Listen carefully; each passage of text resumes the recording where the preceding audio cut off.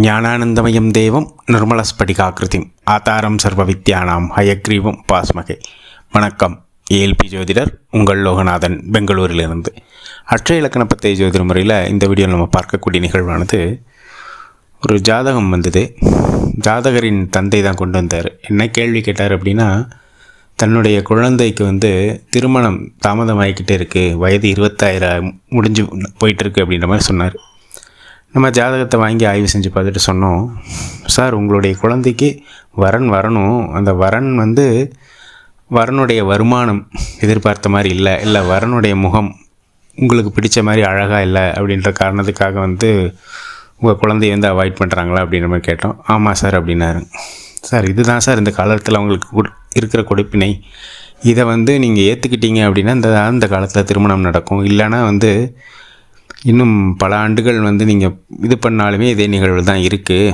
நீங்கள் அதனால் இதை புரிஞ்சு இதை பயன்படுத்திக்கிங்க அப்படின்ற மாதிரி நம்ம சொன்னோம். இந்த நிகழ்வை நம்ம எப்படி சொன்னோம் அப்படின்றத பார்ப்போம். ஜாதகர் பிறந்தது ஜனன லக்னம் மிதுன லக்னம், ஜனன ராசி மிதுன ராசி, திருவாதிரை 4ஆம் பாதத்தில் பிறந்திருக்கார். இப்போ 26 வயதை கடந்து போயிட்டுருக்கார். இந்த காலகட்டத்தில் அவருடைய அட்சய லக்னம் அப்படின்றது கன்னி அட்சய லக்னம், உத்திரம் 2ஆம் பாதத்தில் பயணிக்கிறார். அதிபதி சூரிய பகவான் 8ஆம் இடமாகிய மேஷத்தில் இருக்கார். நிறையா பேர் என்ன சொல்லுவாங்கன்னா, மேஷ வீட்டில் சூரிய பகவான் இருந்தால் உச்சம் நல்லாயிருக்கும் அப்படின்ற மாதிரி சொல்லுவாங்க. ஆனால் அப்படி கிடையாது. நீங்கள் நிகழ்வை பார்த்தீங்க அப்படின்னா அப்படி இருக்காது. அப்போ ஜாதகர் 8ஆம் இடத்துல இருக்கார். 8ஆம் இடத்துல இருக்கிறது ஒரு ஃபோக்கஸ் எங்கே இருக்குது அப்படின்னு பார்த்தீங்கன்னா, திருமணம் சம்மந்தப்பட்ட விஷயம் அப்படின்றதுக்கு நம்ம கன்னி வீட்டிற்கு 7ஆம் இடத்தை நம்ம பார்ப்போம். 7ஆம் இடம் அப்படின்றது மீன வீடாக வரும். அப்போ 7ன்றது மீனம், அந்த 7உடைய வருமானம் தான் 8. அப்போ அந்த வருமானத்தை இவர் பார்க்குறார், அந்த வரக்கூடிய வரன் எப்படி இருக்குன்றது பார்க்குறார்.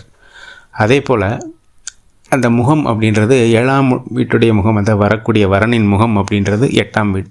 அப்போ அதுவும் இவருடைய எதிர்பார்க்கிறாரு, அதுவும் எதிர்பார்த்த தன்மையில் இருக்காது.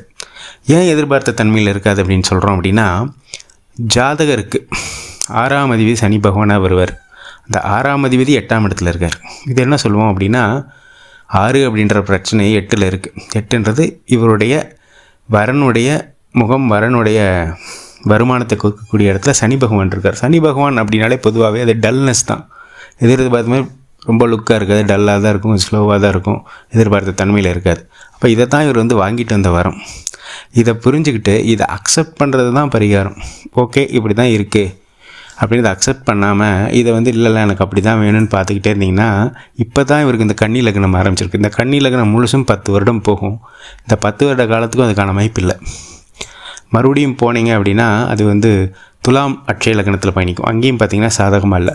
இப்போவே இவருக்கு 26 வயது முடியுது. கன்னி அட்சய லக்னம் கிடக்கும் பொழுது 36 வயதாகிடும். அதுக்கு பிறகும் பார்த்திங்கன்னா இங்கே சூழ்நிலைகள் சாதகமாகவே இல்லை. அப்போ இதை புரிஞ்சுக்கிட்டு இங்கே இதை அக்செப்ட் பண்ணிக்கிறது மட்டும்தான் ஒரு புத்திசாலித்தனம் அப்படின்ற மாதிரி சொல்லுவோம். இதைத்தான் அட்சய இலக்கண பத்திய ஜோதிட முறை நீங்கள் பேசிக் படிச்சிங்கனாலே இந்த நிகழ்வுகள்லாம் தெரிஞ்சிடும். ஏன்னா ஒவ்வொருத்தருடைய வாழ்க்கை பயணம் அப்படின்றது தனித்தனி. ஒருத்தருக்கு ஒரு விஷயம் அமையுதுன்றனால அதே மாதிரி இன்னொருத்தருக்கும் அப்படியே அமையன்றது கிடையாது. இவருடைய ஜாதகம் என்ன சொல்லுதோ அதுதான் இங்கே நடக்கும். அப்போ இது இவர் மாற்ற முடியுமா இந்த காலகட்டத்தில் அப்படின்னா, அந்த ஜாதகர் சொன்னால் கேட்க மாட்டார். ஏன்னா ஜாதகரே சூரிய பகவான் நட்சத்திரப்பிள்ளை, அவரே சூரிய பகவான். அவர் எப்படின்னா அடுத்தவங்க என்ன நமக்கு சொல்கிறது, ஏன்னா அவர் 8ஆம் இடத்துல வேறு நிற்கிறார். யாராவது அட்வைஸ் பண்ணாலும் அவர் கேட்பாருன்னா கேட்க மாட்டார்.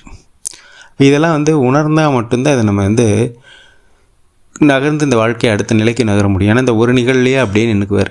திருமணம் அப்படின்ற நிகழ்வு ஸ்டக் ஆயிரும். இதை தாண்டி போகணும் அப்படின்னா இந்த நிகழ்வை அக்செப்ட் பண்ணிவிட்டு, ஓகே இந்த இடத்துல நமக்கு இப்படி இருக்குது, நம்ம ஏற்றுட்டு போகலாம் அப்படின்னா இதுதான் பரிகாரம். இதை விட்டுட்டு போய் காசு செலவு பண்ணி பண்ணுறதுலாம் பரிகாரம் கிடையாது.